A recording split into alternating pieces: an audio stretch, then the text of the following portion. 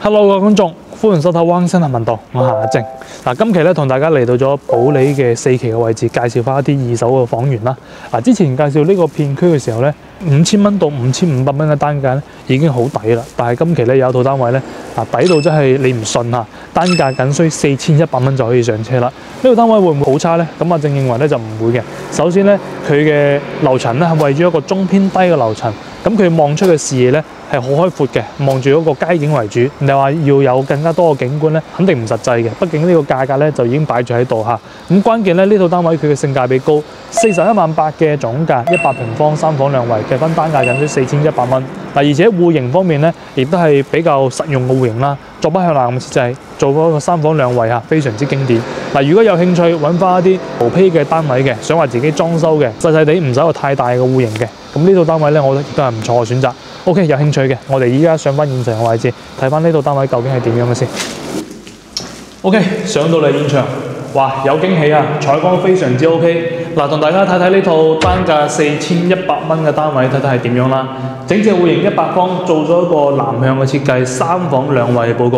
有驚喜嘅地方咧，就係剛先阿正上到嚟之後咧，你會發覺佢嘅陽光可以曬到入屋個位置嘅，所以講整體嚟講，佢嘅採光度舒適度咧都係非常之唔錯嘅。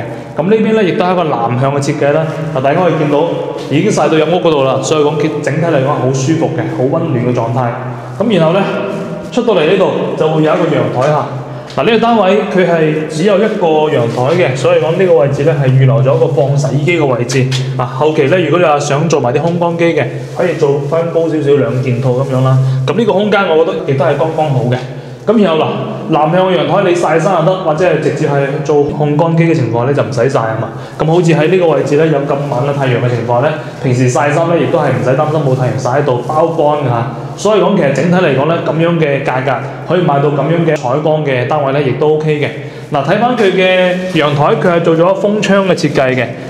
咁主要係因為咧下面嘅位置咧然後咧係一個花園嚟嘅，包括咗佢係有其他嘅商業喺度啦，所以講佢會擔心有高空雜物嚇，所以講其實做咗一個封窗嘅設計嘅。咁然後佢又非近住路邊嘅位置啦，所以講係會比較安靜少少嘅。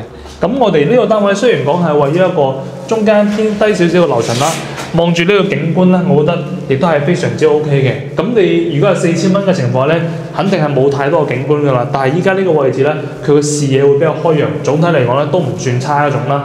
4100蚊嘅價格嘅情況咧，我覺得亦都係會比較抵嘅。然後有一個非常之長嘅一個廳嘅位置嚇。首先睇翻入門啦。呢個位置有個防火門，然後入到嚟有2套單位。咁我哋呢套單位咧就係位於04戶型。入到嚟之後，交樓標準嘅大門，鋼製木雲門嚇，呢個都唔錯嘅，比較重手。包括咗有一個4口1嘅智能密碼鎖。然後呢個空間預留咗一個入戶玄關鞋櫃嘅位置嘅，後期咧做翻一個標準嘅櫃啦，可以做到40公分左右都得嚇。然後入到嚟鞋櫃、餐邊櫃咁樣，呢邊咧做翻我哋嘅餐廳。喺我哋入門嘅右手邊咧就會嚟到咗廚房。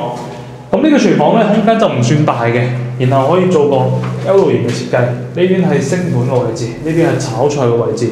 咁呢邊嘅位置咧就預留咗一個單門嘅冰箱嘅位置啦。咁呢個空間就唔足以做雙門嘅，即使你做雙門嘅情況咧，亦都可能會擋住呢邊嘅出入客。然後入到嚟呢個空間咧，亦都去到咗3.2米嘅一個正開間啦。然後呢個位置我哋嘅飯廳空間。隔離嘅位置可以做鞋櫃加呢個餐邊櫃咁樣嘅組合，然後大家可以睇翻放翻張長台係冇乜壓力嚇。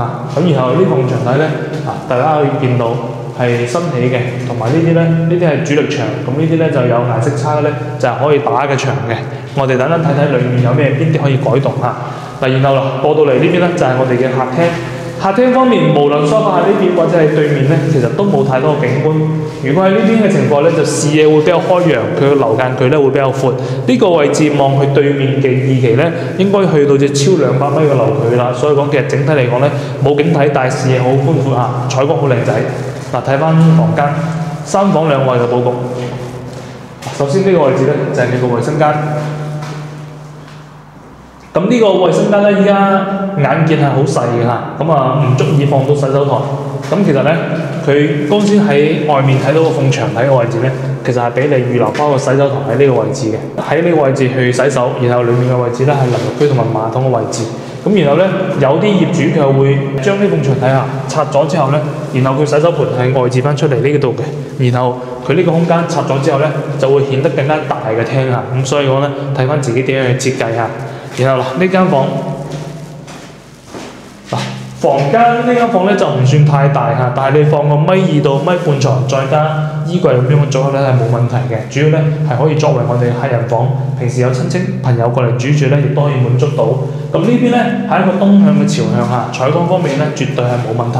咁而且由中間嘅牆體咧係可以打走嘅。過到嚟呢邊呢間房咧，亦都唔算太大啊，都係1.5米床左右嘅一個空間。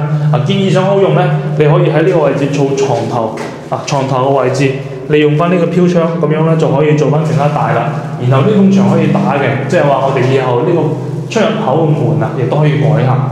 最後再睇埋主人房先啦。入到嚟主人房呢啲咁樣嘅設計咧，就非常之實用啦。入門嘅位置預留咗一個標準嘅空間，可以定製翻衣櫃嘅空間。然後再過到嚟有一個衞生間。最後咧睇翻卧室。因為已經做咗一個大衣櫃啦，所以講呢個位置咧，你放個1.8米床係完全冇問題嘅。咁整體嚟講咧，空間效果都係唔錯嘅。視野方面咧，呢個位置望出去嘅情況咧，視野都係會比較開揚啦。雖然講呢個單位整體係冇咩景觀可以睇得到啊，咁但係咁樣嘅價格、咁樣嘅採光、咁樣嘅景觀嚟講咧，視野咁開揚嘅情況咧，買呢個價格，我覺得亦都係非常之值得。而且418000 4001蚊嘅價格，你係買到我哋保利4期嘅位置，所以講其實性價比係非常高嘅。如果大家考慮精裝房，想去揾啲低成本嘅一個單位，買無坯嘅單位嘅，保利4期呢度418000嘅單位咧，非常之 OK 嚇。有興趣嘅可以上到嚟現場嘅位置進行實地考察，睇翻周邊嘅環境是否適合大家。